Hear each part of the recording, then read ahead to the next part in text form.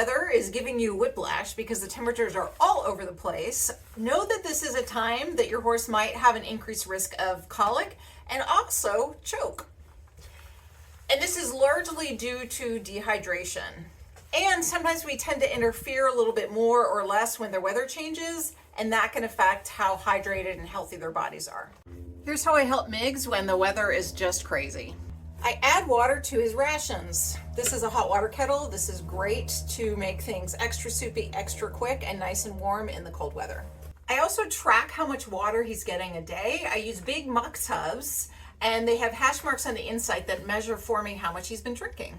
And I don't make any drastic changes to his forage or his feed. And if I absolutely have to, I'm gonna make sure I do it over like a 2-week period.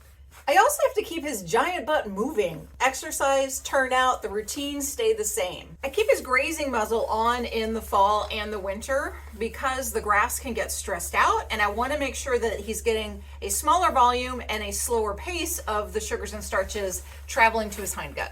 I'm going to keep track of his vital signs, including his hydration levels, by inspecting and feeling his gums to make sure that they are nice and slippery.